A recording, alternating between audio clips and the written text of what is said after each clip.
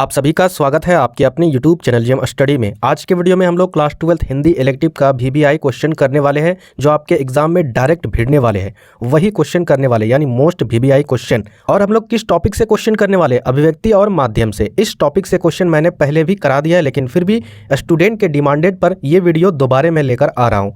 इसमें सबसे पहले पैटर्न को समझ लेते हैं। स्टूडेंट पैटर्न को समझते नहीं और VBI क्वेश्चन की ओर बहुत ही ज़्यादा आगे बढ़ते हैं, जिसके कारण उसके माइंड में टेंशन क्रिएट होता है कि कैसे हम लोग किसी भी एक पर्टिकुलर सब्जेक्ट का एग्जाम कैसे देंगे। देखिए, पैटर्न अगर आपको समझ में आ जाएगा डिटेल से, तो फिर आपको पढ़ने में आसान होगा और एग्जाम देने में भी आसानी होगी। तो अभिव्यक्ति माध्यम क्या होता है, जैसे पहला वाला पार्ट है खंड का, उसमें क्या होता है कि पैसेज वाला क्वेश्चन आता है। पैसेज वाला क्वेश्चन खंड का में खत्म हो जाता है। उसके बाद आता है खंड खा, जो यहाँ पर है अभिव्यक्ति और माध्यम। इसमें कैसे क्वेश्चन आते हैं वो ध्यान से देखिएगा। 5 नंबर के 2 प्रश्न का जवाब आपको देना होगा, जिनमें से आपको एक का 5 नंबर मिलेगा और दूसरे क्वेश्चन का 5 नंबर मिलेगा।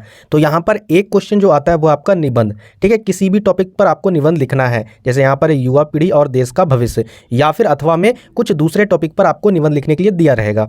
इसके बाद आपको क्या रहेगा, खा नंबर में अपने क्षेत्र में मच्छरों के बढ़ते प्रकोप में फैले डेंगू महामारी का वर्णन करते हुए किसी दैनिक समाचार पत्र को लिखिए। यानी आपको एक पत्र लिखना है। कैसा पत्र लिखना है? कार्यालय पत्र लिखना है। कार्यालय पत्र मैं आपको पहले भी वीडियो में बता चुका हूं। अगर नहीं जानते हो तो वर्मा का बुक अगर आपके पास होगा हिंदी इलेक्टिव का या फिर क्वेश्चन बैंक, आप वहां पर देख सकते हो। उसमें टॉपिक दिया रहता है कार्यालय पत्र का। उन सभी पत्र को आप लोग डिटेल से याद कर लीजिएगा, ठीक है। और इस पर भी मैंने डेडिकेटेड वीडियो बना दिया है। इसके बाद गा वाला क्वेश्चन क्या पूछा गया है, समाचार लेखन से आप क्या समझते हैं, इसकी कौन कौन सी विशेषताएं हैं। उसके बाद घा में भी एक क्वेश्चन आपको लिखना है और इसमें पत्र ही लिखना है, ठीक है। मान के चलिए आपका एक्सीडेंट हो गया है और इसकी छुट्टी के लिए आपको अपने प्रिंसिपल के पास एक पत्र लिखना है। तो सबसे सिंपल है कि आप लोग पत्र, 2 तरीके का पत्र, एक प्रिंसिपल के पास तो आप सभी को आता होगा और दूसरा कार्यालय पत्र। समझ में आया ना? तो ये दोनों पत्र आप लोग डिटेल से पढ़ लीजिएगा। यानी 1, 2, 3, 4 क्वेश्चन में से आपको केवल 2 ही क्वेश्चन का जवाब देना है। तो 2 पत्र का जवाब दे देते हो तो आसानी से आपका नंबर मिल जाएगा। कई स्टूडेंट बोलेंगे कि नहीं, अगर पत्र कोई टफ आ गया तो फिर क्या करेंगे? फिर दोनों पत्र में से जो आसान होगा, ठीक है, उसमें से एक पत्र को लिखना है और दूसरा क्या लिखना है, एक निबंध लिख देना है।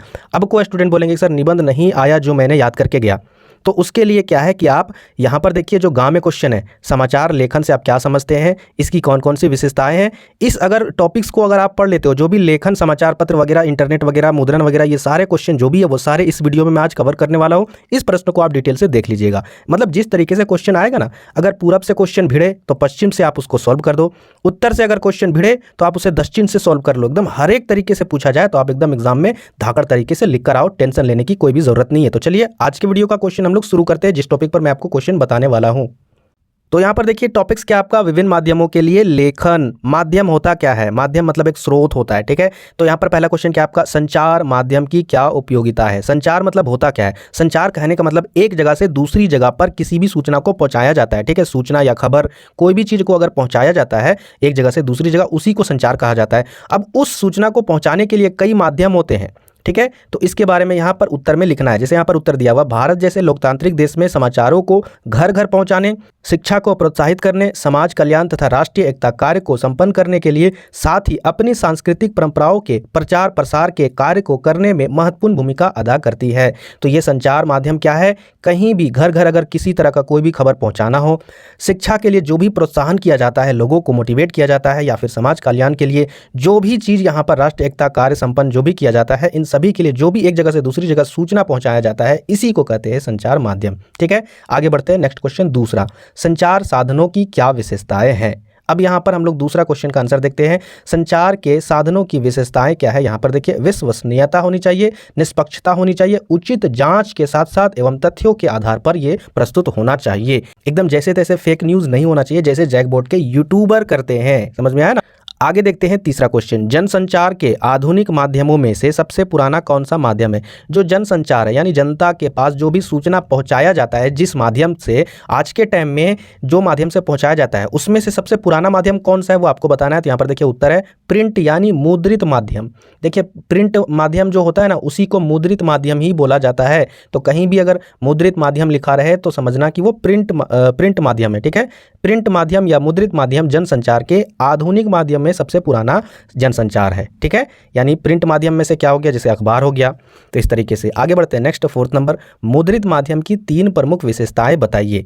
अब मुद्रित माध्यम की 3 क्या खासियत है भाई, तो यहाँ पर उत्तर दिया हुआ है, इसे मनमर्जी स्थान, ठीक है, यानी पृष्ठ से पढ़ा जा सकता है। जैसे अखबार आप पढ़ते हो, मन करेगा कि नहीं दूसरा पन्ना नहीं पढ़ेंगे, तीसरा पन्ना पढ़ेंगे, तीसरा पृष्ठ, तो आपकी मर्जी जो पन्ना आप पढ़ सकते हो उसमें, ये आपका खासियत है। दूसरा, इसमें अस्थायित्व होता है। इसमें अस्थायित्व कहने का मतलब है एक स्थान से दूसरी जगह पर आप इसे जहाँ भी ले जा सकते हो। ठीक है, और तीसरा यहाँ पर क्या आपका, यह लिखित भाषा का विस्तार है, यानी उसमें लिखा हुआ रहता है भाषा में। ठीक है, कोई भी वहाँ पर फीचर नहीं होता है, कोई भी एनिमेशन नहीं होता है। तो इस तरीके से यहाँ पर मुद्रित माध्यम का 3 प्रमुख विशेषता है। आगे बढ़ते हैं। Next 5 number question, breaking news क्या होती है, व्हाट इज़ ब्रेकिंग न्यूज़। मतलब ब्रेकिंग न्यूज़ आप सभी को पता है, अचानक मॉडल पेपर आ जाता है तो एक तरह का ब्रेकिंग न्यूज़ है। ठीक है, तो यहाँ पर उत्तर कैसे लिखना है, सबसे बड़ी खबर को ब्रेकिंग न्यूज़ कहते हैं। जी हाँ, एकदम बड़ी खबर होनी चाहिए, इसे तत्काल दर्शकों तक, एकदम तुरंत जो भी दर्शक है उस तक पहुंचाया जाता है, इसमें कम से कम शब्द प्रयोग किए जाते हैं, तो ये आपका ब्रेकिंग न्यूज़ होता है। 6ठा नंबर, उल्टा पिरामिड शैली किसे कहते हैं। यहाँ पर देखिए इसका उत्तर है, यह समाचार लेखन की सबसे लोकप्रिय, उपयोगी और बुनियादी शैली है। यह शैली कहानी या कथा लेखन की शैली के ठीक उल्टी है। ठीक है, जो कहानी लिखा जाता है ना और कथा लिखा जाता है, उस शैली के ठीक ये उल्टा है, जिसमें क्लाइमेक्स बिल्कुल आखिर में आता है। तो इस तरीके से आप इसका उत्तर दे सकते हो, उल्टा पिरामिड शैली। आगे बढ़ते हैं। नेक्स्ट 7 नंबर, उल्टा पिरामिड शैली में समाचारों को किस क्रम में लिखा जाता है। उल्टा पिरामिड जो शैली है मैंने आपको भी यहाँ बता दिया, उसके बाद इसमें समाचारों को किस क्रम में लिखा जाता है। तो यहाँ पर देखिए, उल्टा पिरामिड शैली में समाचारों के सबसे इंपॉर्टेंट यानी महत्वपूर्ण तथ्य को सबसे पहले लिखा जाता है। ठीक है, और उसके बाद घटते हुए महत्व के क्रम में अन्य तथ्यों या फिर सूचनाओं को प्रस्तुत किया जाता है। कहने का मतलब है जो सबसे इंपॉर्टेंस है उस बात को पहले बोला जाएगा, उसके बाद धीरे धीरे जो भी इंपॉर्टेंस नहीं है उसको बताया जाएगा उस समाचार में। चलिए आगे देखते हैं। नेक्स्ट यहाँ पर, इस शैली में किसी भी घटना, विचार या फिर समस्या का ब्यौरा कला अनुक्रम के बजाय सबसे पहले महत्वपूर्ण तथ्य या फिर सूचना से शुरू होता है। आगे बढ़ते हैं। नेक्स्ट क्वेश्चन 8 नंबर, प्रिंट माध्यम से आप क्या समझते हैं, क्या होता है प्रिंट माध्यम। आप सभी को पता है जो प्रिंट आउट होता है वही प्रिंट माध्यम होता है, लेकिन यहाँ पर आंसर को देख लेते हैं क्या दिया हुआ है। प्रिंट माध्यम का आशय है यानी अर्थ है छपाई वाले संचार माध्यम, इसे मुद्रण माध्यम भी कहा जा सकता है या कह सकते हैं। इसके कुछ रूप निम्नांकित है, समाचार पत्र, पत्रिकाएं, पुस्तक, इश्तिहार आदि। जी हाँ, जिसे हम प्रिंट करते हैं उसी को ना ही प्रिंट माध्यम कहते हैं। तो यहाँ पर यह आपका आंसर है। आगे देखते हैं क्वेश्चन नंबर 9, रेडियो समाचार लेखन की भाषा कैसी होनी चाहिए। जो रेडियो समाचार लेखन है, ठीक है, रेडियो पर जो आपको सुनाई देता है जो भी न्यूज़, वो उसकी भाषा कैसी होनी चाहिए। तो यहाँ पर देखिए इसका उत्तर है, लेखकों को बोलचाल की भाषा का प्रयोग करना चाहिए। मान के चलिए आप झारखंड में रेडियो समाचार बोल रहे हो, अब आप झारखंड के लैंग्वेज में ही बात नहीं कर रहे हो तो कोई रेडियो सुनेगा नहीं। तो यहाँ पर मेन चीज़ क्या है कि लेखकों को बोलचाल की भाषा का प्रयोग करना चाहिए। भाषा सरल और सहज होनी चाहिए, एकदम आसान होना चाहिए। शैली का प्रवाह युक्त होना चाहिए। वाक्य छोटे छोटे और अपने अर्थ में स्पष्ट होने चाहिए। रेडियो के लिए लिखते समय समाचार लेखकों को प्रमुख बातें ठीक से समझने की आवश्यकता करनी चाहिए। इनकी भाषा सहज, सरल या फिर संप्रेषणीय और स्पष्ट होनी चाहिए, मतलब एकदम भाषा समझ में आना चाहिए। ठीक है, ये सब वर्ड नहीं लिखते हो तो कोई ज़रूरी नहीं है ये सब वर्ड एग्जाम में आपको लिखना है। समाचार वाचक यानी जो एंकर होते हैं, जो न्यूज़ बोलते हैं रेडियो में, उसे किसी तरह का कोई भी कठिनाई नहीं होना चाहिए जिस टॉपिक पर उन्हें समाचार बोलना है। ठीक है, किसी भी तरह का कोई भी प्रॉब्लम नहीं होना चाहिए। चलिए आगे देखते हैं। नेक्स्ट क्वेश्चन 10वां नंबर, सांकेतिक संचार से आप क्या समझते हैं।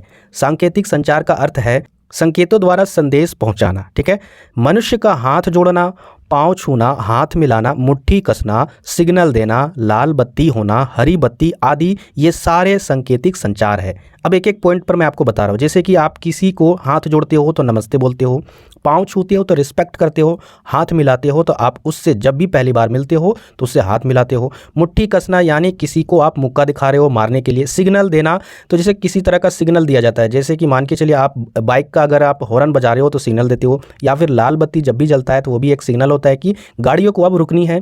हरी बत्ती का मतलब अब गाड़ियों को चलनी है आदि सांकेतिक संचार है। इसमें मनुष्य अपने अंगों या फिर अन्य उपकरणों का प्रयोग करता है। तो यहाँ पर ये आपका सांकेतिक संचार। आगे देखते हैं। Next internet. अब समझते हैं इंटरनेट क्या है। इंटरनेट पत्रकारिता का क्या आशय, यानी इंटरनेट क्या है। ठीक है, इंटरनेट पत्रकारिता ऑनलाइन पत्रकारिता है, साइबर पत्रकारिता या वेब पत्रकारिता, इसे आप कुछ भी कह सकते हैं। ठीक है, साइबर पत्रकारिता भी कह सकते हैं या फिर वेब पत्रकारिता भी कह सकते हो। इंटरनेट इंटरनेट पर अखबारों का प्रकाशन या फिर खबरों का आदान प्रदान ही वास्तव में इंटरनेट पत्रकारिता कहलाता है। इंटरनेट पर यदि हम किसी भी रूप में खबरों, लेखों, चर्चा, परिचर्चाओं, बहसों या फिर फीचर या फिर झलकियों या फिर डायरियों के जरिए अपने समय की धड़कनों का महसूस करने, जैसे कि क्या होता है, हॉस्पिटल में जाते हो तो एक डाटा दिया रहता है, कंप्यूटर जैसा रहता है, उसमें मरीज का क्या होता है, वहाँ पर धड़कन का डाटा चेक किया जाता है। तो कहीं ना कहीं वो इंटरनेट से वो चीज़ है सुविधा। अगर इंटरनेट नहीं होता तो वो आंकड़ा नहीं पता चलता, वो डाटा नहीं पता चलता, तो वो भी क्या है आपका इंटरनेट द्वारा ही पॉसिबल है। तो यही यहाँ पर लिखा गया है कि समय की धड़कनों का महसूस करने और दर्ज करने का भी काम करते हैं, तो वही इंटरनेट पत्रकारिता है। आज तमाम प्रमुख अखबार पूरे के पूरे इंटरनेट पर उपलब्ध है। जी हाँ, कई प्रकाश समूहों ने और कई निजी कंपनियों ने खुद को इंटरनेट पत्रकारिता से जोड़ लिया है।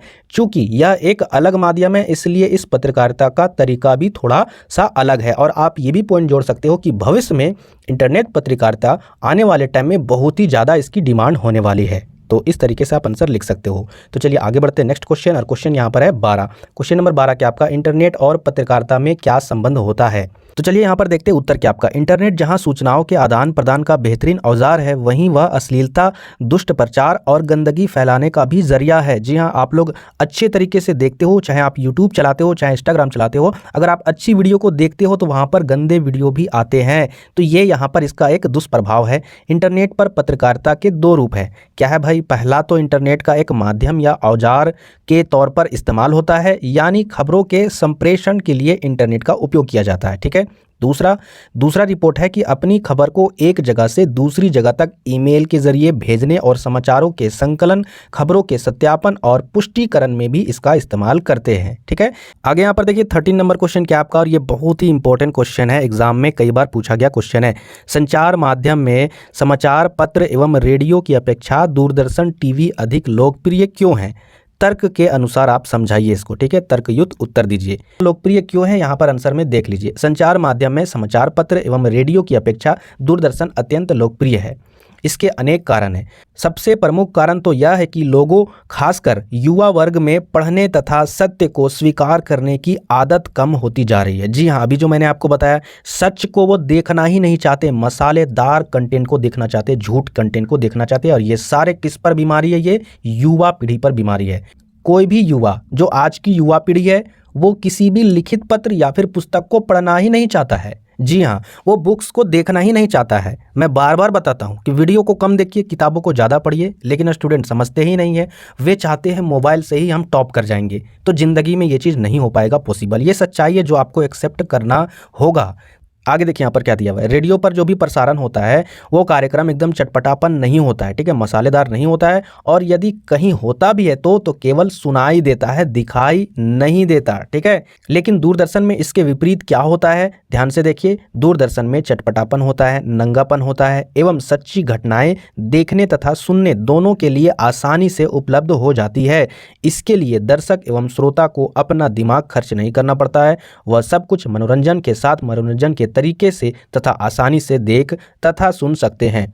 उसे दूरदर्शन पर उसके पसंद की सामग्री मिल जाती है। शब्द, ध्वनि तथा दृश्य सभी एक साथ मिलने से सभी सूचनाएं विश्वसनीय हो जाती है। इसके द्वारा सूचना, मनोरंजन तथा ज्ञान तीनों एक साथ प्राप्त हो जाते हैं। इसलिए यह माध्यम समाचार पत्र तथा रेडियो पर भारी पड़ता है। मतलब क्वेश्चन ऑल ओवर बोला क्या गया था कि जो रेडियो है, ठीक है, जो रेडियो है, रेडियो माध्यम, उससे ज़्यादा लोकप्रिय दूरदर्शन या फिर जो भी टीवी चैनल जो वीडियो के माध्यम से दिखाया जाता है वो ज़्यादा लोकप्रिय क्यों है? तो इसका रीज़न वही चीज़ है। ठीक है, जो मैंने आपको आंसर में बताया। तो ये थे आपके अभिव्यक्ति माध्यम से इंपॉर्टेंट क्वेश्चन। ठीक है, ये क्वेश्चन एग्जाम में 100% आने वाले हैं। इसको एक बार नोट डाउन कर लीजिएगा। PDF मैं आपको टेलीग्राम के चैनल पर दे दूंगा, आप वहाँ पर जाकर ज्वाइन कर लीजिए। और आप लोग डिस्क्रिप्शन बॉक्स को भी चेकआउट कीजिए, वहाँ पर बहुत ही इंपॉर्टेंट लिंक होते हैं, उस वीडियो को भी जाकर देखिएगा। ठीक है, चलिए मिलते हैं फिर नेक्स्ट वीडियो में। तब तक के लिए जय हिंद, जय झारखंड।